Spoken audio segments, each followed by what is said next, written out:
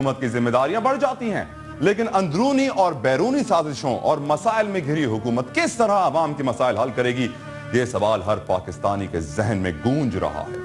اس پر آنے والی قدرتی آفات مرے پر 100 درے کا کام کر رہی ہیں۔ اپنے خصوصی پروگرام میں ہم کوشش کرتے ہیں کہ معاشرے کے ایسے مسائل اجاگر کریں جو عام طور پر خبروں میں جگہ نہیں بنا پاتے۔ ہماری کوشش ہے کہ ان بد نصیب، مفلس اور معاشرے کی بے حسی کا شکار لوگوں کو سامنے لا کر مخیر حضرات کی توجہ ان کی جانب مبذول کرا سکیں اور ان کے درمیان ایک کڑی کا کردار ادا کر سکیں۔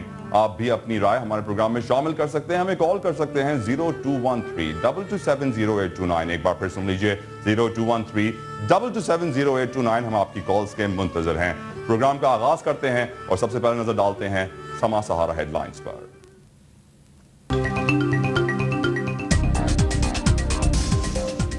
اور 2 جوان بیٹے نہر میں ڈوب گئے۔ سوات کے سیکیورٹی گارڈ کو کینسر میں مبتلا تیسرے بیٹے کے علاج کے لیے مسیحا کی تلاش۔ کا 8 سالہ بیٹا بلڈ کینسر میں مبتلا ہو گیا۔ تیسرے بیٹے کو بھی موت کے منہ میں جاتا دیکھ کر غریب والدین کی راتوں کی نیند اڑ گئی ہے۔ رپورٹ کر رہے ہیں سید شہاب الدین۔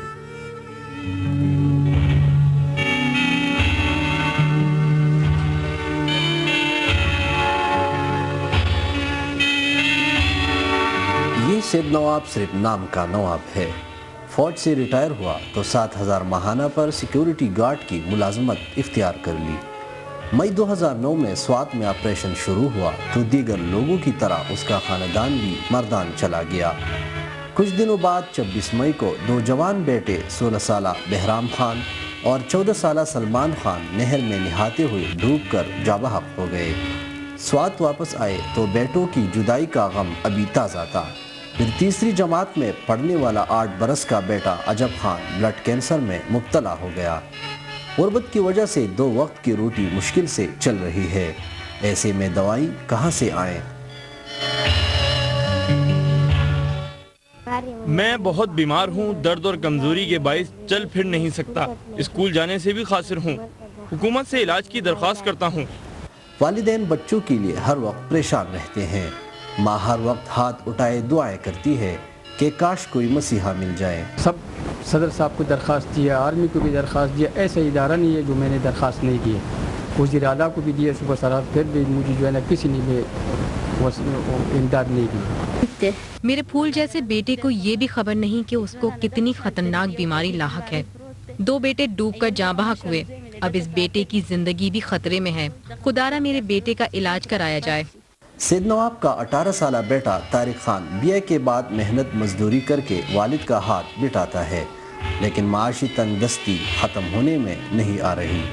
بلڈ کینسر کے عارضہ میں مبتلا 8 سالہ عجب خان کے والدین ابھی اپنے 2 جواں سال بیٹوں کی موت کا غم بھی نہیں بلا پائے ہیں کہ عجب خان بھی موت اور زندگی کے کشمکش میں مبتلا ہے، جس کے علاج کے لیے وہ حکومتی امداد کے منتظر ہے۔ کیمرامین سید اقبال کے ساتھ سید شہاب الدین، سما، سوات۔ والدین کی زندگی اپنی اولاد کے گرد گھومتی ہے، اور اگر اولاد بیمار ہو جائے تو یقیناً والدین کی زندگی بھی کا سارا مقصد ختم ہو جاتا ہے۔ اس وقت ہمارے ساتھ سید نواب کے بیٹے کے علاج معالجے کے حوالے سے بات کرنے کے لیے ANP کے صوبائی وزیر جنگلات واجد علی خان صاحب ٹیلی فون لائن پر موجود ہیں۔ واجد صاحب، عوامی نمائندے کی حیثیت سے آپ سید نواب کے بیٹے کی مدد کے لیے کچھ اعلان کرنا پسند کریں گے؟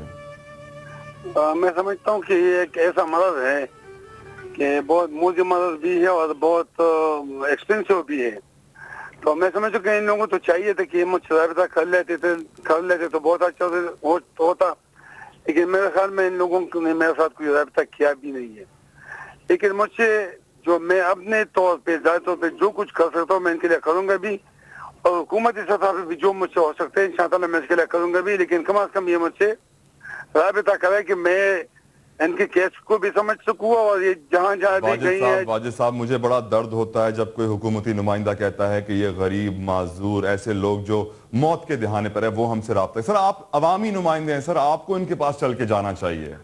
جب مجھے پتہ ہی نہیں کہ یہ کہاں ہے، سر ہم ساری انفارمیشن آپ کے ساتھ شیئر کریں گے، ہمارا نمائندہ آپ تک آئے گا۔ آپ میرے ساتھ شیئر کر، میں ضرور جاؤں گا، لیکن مطلب یہ نہیں ہے۔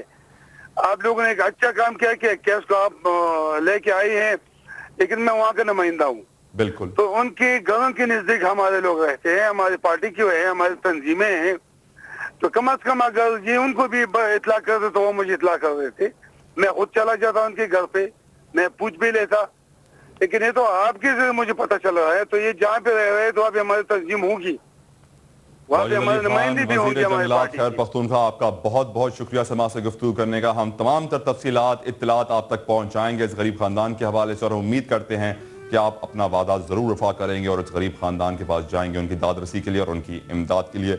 अवामी नुमाइंदों का ये फ़र्ज़ बनता है कि वो खुद जाएं और ऐसे गरीबों की मदद करें, क्योंकि वो हमारे नुमाइंदे हैं, वो इक़्तिदार में हैं।